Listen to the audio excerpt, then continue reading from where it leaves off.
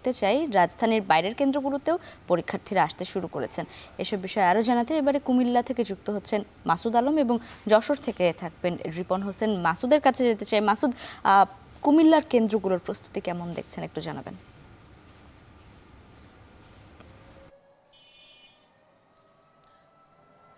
লাইবা, দেশের সবচেয়ে বড় পাবলিক পরীক্ষা এসএসসি পরীক্ষাতে এবার কুমিল্লা শিক্ষা বোর্ড থেকে ১,৪৬,৮১৭ জন পরীক্ষার্থী অংশ নেবেন।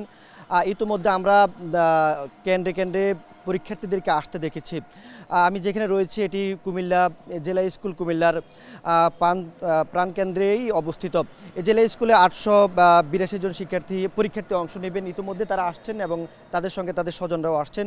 আমরা কথা বলেছি তাদের সঙ্গে, তারা বলছেন যে তাদের যে দীর্ঘদিনের প্রস্তুতি সেটি একেবারেই শেষ পর্যায়ে এবং তারা শেষ করে আসছেন। আজকে বাংলা প্রথম পত্রের যে পরীক্ষা সেটি দিয়ে তাদের যে এসএসসি পরীক্ষা সেটি তারা শুরু করবেন। আমরা শিক্ষা বোর্ডের কর্তৃপক্ষের সঙ্গে কথা বলি, তারা বলছেন যে এই যে ১,৪৬,৮১৭ জন পরীক্ষার্থী অংশ নিচ্ছেন, তাদের মধ্যে প্রায় ২৯,০০০ পরীক্ষার্থীর মধ্যে ২৯,০০০ পরীক্ষার্থী মেয়ে পরীক্ষার্থী তারা ছেলেদের তুলনায় বেশি অংশ নিচ্ছেন। কুমিল্লা শিক্ষা বোর্ড অধীনস্থ ২৭৭টি কেন্দ্রে এই পরীক্ষার্থীরা অংশ নিচ্ছেন। আমরা এই যে কেন্দ্রগুলোতে কী ধরনের প্রস্তুতি সেই বিষয়ে বোর্ড কর্তৃপক্ষের সঙ্গে কথা বলেছি। তারা বলছেন যে সিসিটিভি বসানো হয়েছে, প্রতিটি কেন্দ্র সিসিটিভির আওতায় আনা হয়েছে যাতে করে নকল কিংবা কোনো ধরনের অসৎ উপায় অবলম্বন করতে না পারেন। সেজন্য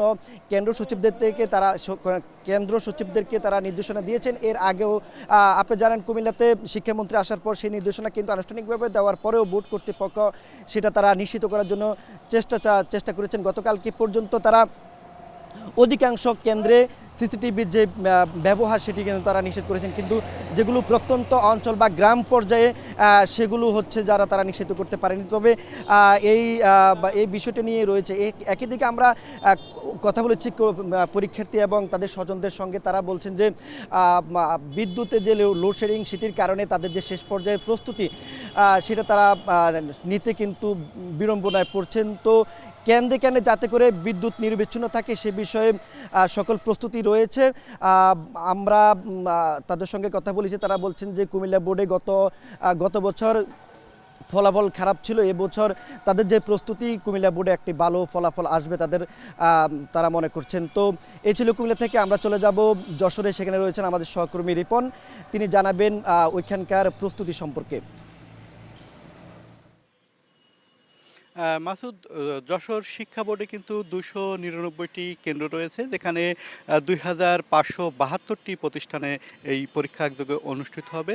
এই যে বোর্ড রয়েছে সেখানে পরীক্ষার্থী রয়েছে ১,৩৫,১০০ জন এবং এর মধ্যে ছাত্র রয়েছে ৬৬,৯২৮ জন এবং ছাত্রী রয়েছে ৬৮,১৬১ জন।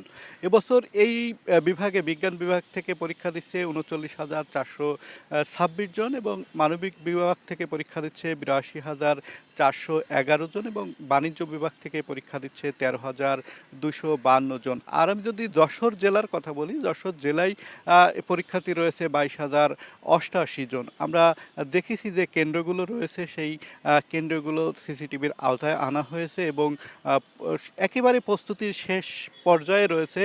সকাল ১০টা থেকে পরীক্ষা অনুষ্ঠিত হবে। আমি যে কেন্দ্রটিতে রয়েছি বর্তমানে যশোর জেলা স্কুল কেন্দ্র, এখানে আমরা দেখছি যে ইতিমধ্যে যে ১৪৪ ধারার যে অংশ রয়েছে সেখানে কোনো মানুষ আসছে না, শুধুমাত্র পরীক্ষার্থী কেন্দ্রের ভেতর প্রবেশ করবেন। অভিভাবকরাও যে বাউন্ডারি রয়েছে সেই পাঁচিলের বাইরে থাকবেন, ভেতরে কেউ প্রবেশ করতে পারবে না, শুধুমাত্র পরীক্ষার্থী। এবং কেন্দ্রগুলো পরিপাটি করে রাখা হয়েছে, আর কিছুক্ষণ পরে পরীক্ষা অনুষ্ঠিত হবে এমনটি জানিয়েছেন যে এখানকার যারা সংশ্লিষ্টতা রয়েছেন তারা।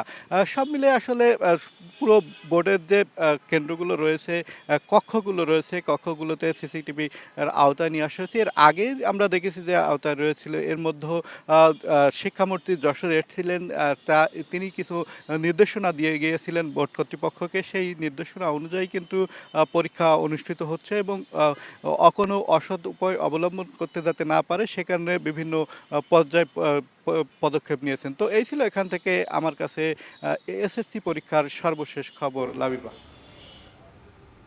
এসএসসি পরীক্ষার প্রস্তুতি নিয়ে ঢাকার বাইরে থেকে যুক্ত ছিলেন সহকর্মীরা।